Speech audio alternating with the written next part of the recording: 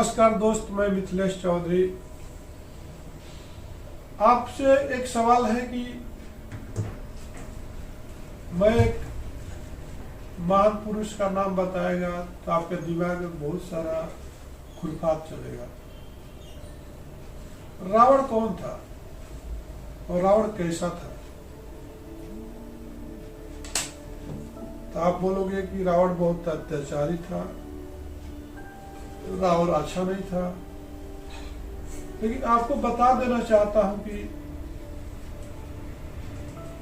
रावण जैसा ज्ञानी पुरुष कोई हुआ ही नहीं। ओके, रावण के जैसा कोई विद्वान कोई था ही नहीं इस धरती पे। न हुआ है, न होगा, न रहेगा। समय की बात है जब रावण को राम मारते हैं और मरण शैया पर गिरता है, तो उस टाइम में राम बोलते हैं लक्ष्मण से, लक्ष्मण रावण बोले तो बहुत बड़ा पंडित था कि मरते वक्त इनका कुछ विचार, अब तुम सुन लो, कुछ इनका जो विचार है अपने जिंदगी में काम आएगा। तो रावण के पास लक्ष्मण जाते हैं, तो रावण से उनको पूछते हैं कि महाराज आप बहुत बड़े विद्वान थे। तो रावण बोला, हाँ मैं तो बहुत बड़ा विद्वान था, लेकिन मेरे अंदर काफी कमजोरियां थी। तो मैं आपको रावण का एक 10 पॉइंट जो है आपको बताऊंगा, जो कि आपके लाइफ को बदल के रख देगा। रावण जैसा इंसान भी ये 10 बातें बोल करके गया है। फर्स्ट क्या है कि शुभ काम में देर नहीं करना चाहिए। रावण बोला था कि शुभ काम जो भी होता है,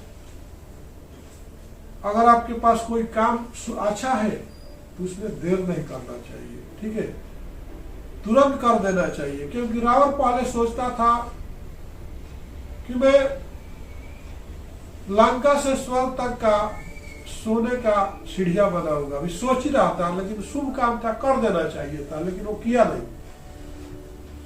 दूसरा क्या था कि रावण सोचता था कि जो सोना होता है, गोल्ड होता है, उसमें मैं खुशबू डाल दूंगा, कि जो लोग फूल लगाते हैं बालों में, अगर सोना ही पहनेगा तो उनको खुशबू आएगा फूल की। लेकिन ये काम, शुभ काम करने से पीछे रह गया। तो उसने वो बोला कि अगर आपके साथ कोई शुभ काम होने वाला है, कोई अच्छा काम करने वाला, तो उसको विलंब नहीं करना चाहिए।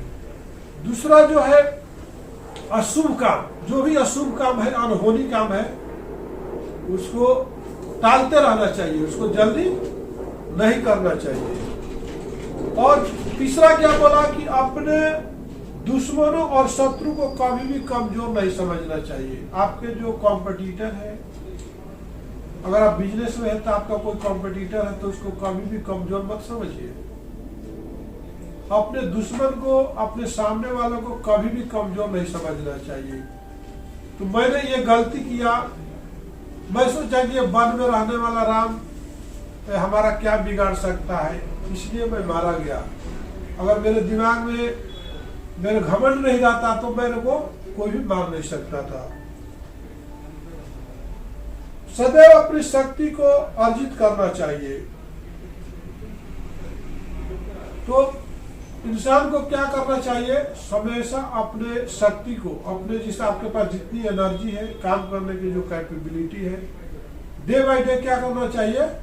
उसको इम्प्रूव करना चाहिए और सीखना चाहिए और सीखना चाहिए। नए नए आविष्कार करते रहना चाहिए। जैसे कि आप आज कुछ किए हो, कल कुछ किए, और कुछ करो। डेली कुछ ना कुछ आपको आविष्कार करते रहना चाहिए। इसके बाद तपस्या से सब कुछ अर्जित किया जा सकता है।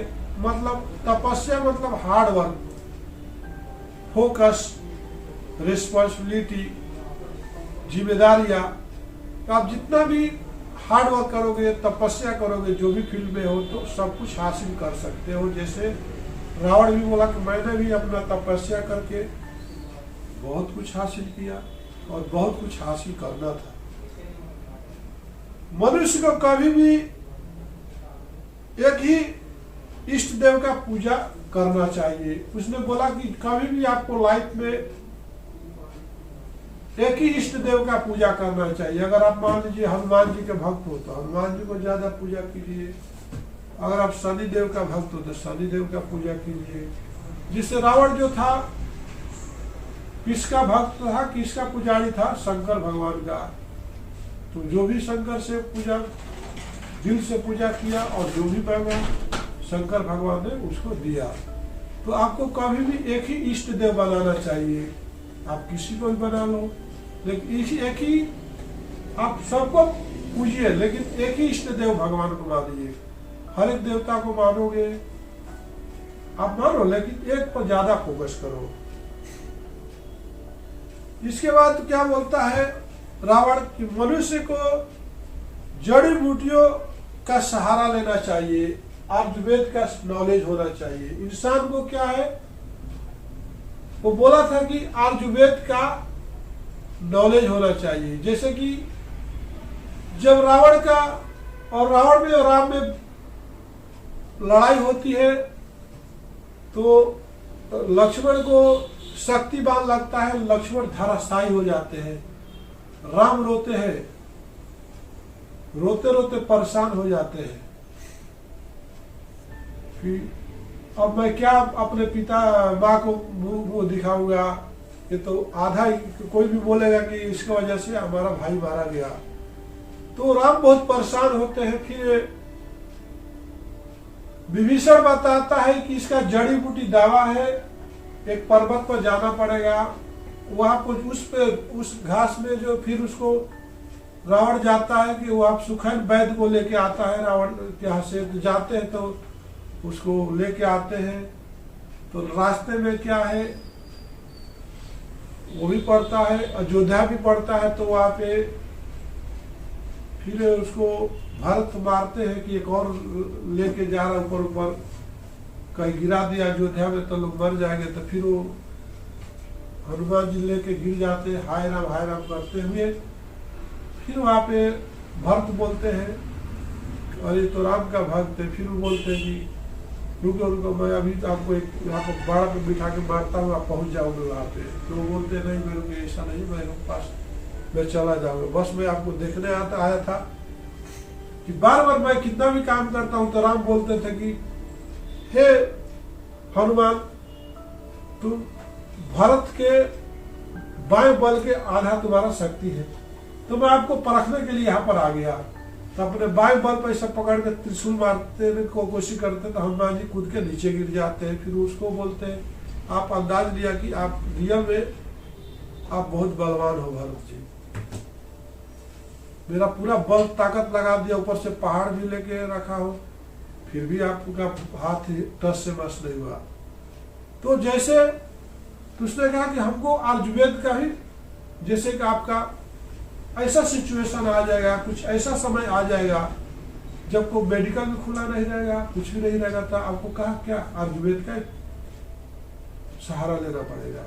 घर में आयुर्वेद के जैसे हल्दी है, काली मिर्ची है, आज कोरोना का समय है, किसी ने कहा है कि विपद के समय, बुरे वक्त के समय 4 लोगों का परीक्षा लिया जाता है। हाँ? क्या क्या? धीरज, धर्म, मित्र, अरुणारी और आपत्काल परीक्षाचारी। जैसे धीरज, जब आपके बुरे वक्त आ जाए तो आपको थोड़ा शांत रहना चाहिए, धैर्य से काम करना चाहिए, पेशेंस से काम। धीरज, धर्म, धर्म कभी भी भ्रष्ट नहीं करना चाहिए। ये नहीं कि आपका जो धर्म है, आप खाने भी न मर रहे तो धर्म को छोड़कर दूसरे धर्म में चले जाइए, ऐसा भी नहीं करना चाहिए। धीरज, धर्म, मित्र, मित्र का भी जैसे कि आप बोलते हो कि मैं आपको बुरे वक्त में काम आएगा, उस वक्त में आपका मित्र का सहायता लेना चाहिए, ठीक है। और मित्र और नारी, आपकी जो पत्नी है वो भी बुरे वक्त में अगर साथ नहीं देती है तो आपको पत्नी नहीं है।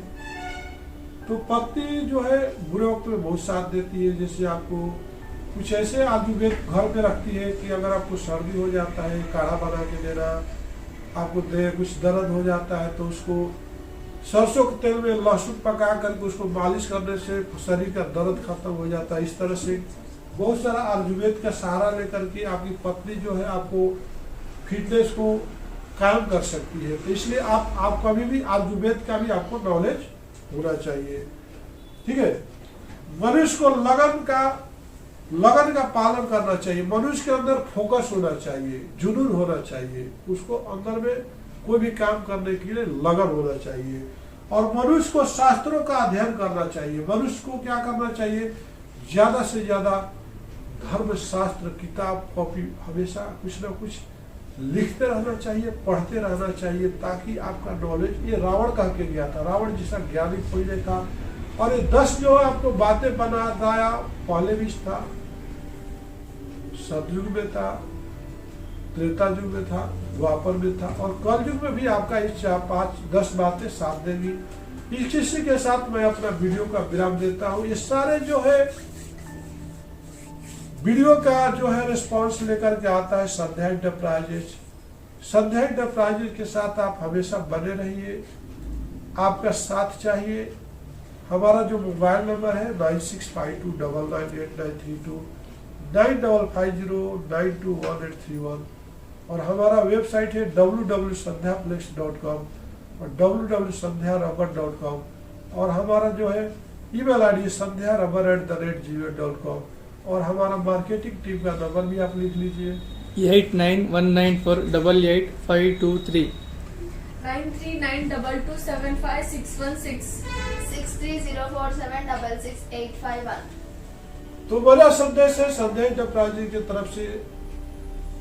आपका है लाइफ, आपका फैमिली बहुत इंपॉर्टेंट है, आपको केयर की जरूरत है। इस बुरे वक्त में आप अपने शरीर का ध्यान रखिए, आपका फैमिली का ध्यान रखिए।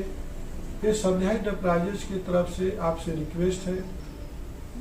आपका जिंदगी, आपका लाइफ इंपॉर्टेंट है, और आप नहीं है तो आपका फैमिली भी नहीं रह पाएगा। इसलिए आप अपने आप को ख्याल रखते हुए, अगर आप ये वीडियो आपको पसंद आए तो इसको लाइक कीजिए, सब्सक्राइब करते हुए आइकॉन बेल को दबाना मत भूलिए। नमस्कार, धन्यवाद।